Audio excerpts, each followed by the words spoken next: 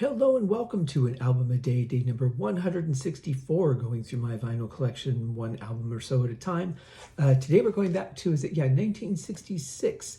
This was an album gifted to me by Peter Gardot, who's a good friend, a really cool guy. We've been on the Deep Purple podcast together, and we're going to be taping an episode of Smoke on the Podcast together very soon. I'm really looking forward to that. We're doing that this week.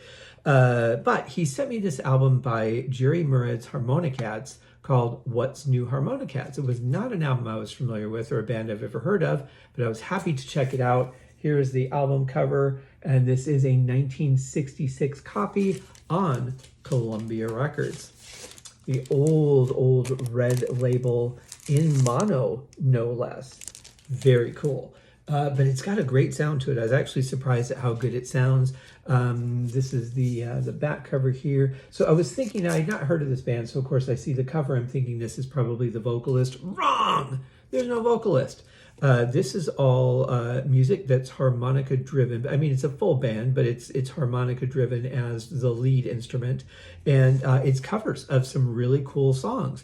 So I don't think there was any sleeve in it, but it is an incredibly thick album cover. The cardboard on this is actually pretty, you can't really tell here, but it's actually like really thick and massive, nice wide spine here. They made things pretty sturdy in the 60s, I guess. It wasn't until like the mid 70s when they started doing these paper thin, almost feel like they were dipped in hot water kind of things. But yeah, so there's no sleeve, but that's okay. There's the front, there's the back, and then we've got some really cool tracks on here. They open up with Everybody Loves a Clown, which I disagree with, but I kept waiting for the vocals and there were none. I'm like, okay, next song, no vocals. And the next song, it's kind of hard to think about this with no vocals because it's Yesterday by the Beatles. They did a really good version of this here. Next we get Ring Dang Do, which I don't think I'd heard before, but it's actually a pretty cool song. Now, again, I'm just listening to this as an instrumental, so vocally I have no idea what's going on with that. Then we've got Blowin' in the Wind, which is another song I don't think I knew. Then we get Like a Rolling Stone and Turn, Turn, Turn. That is a song that I know very, very well by the Byrds, and interestingly, kind of Deep Purple. When they got back together for The Battle Rages On, there's a little bit of, A Time to Kill has some of the same Bible verse that they used in Turn, Turn, Turn. But you wouldn't know that because there's no lyrics on this one. But really killer instrumental versions. In fact, I was surprised at how much I enjoyed the harmonica on this one.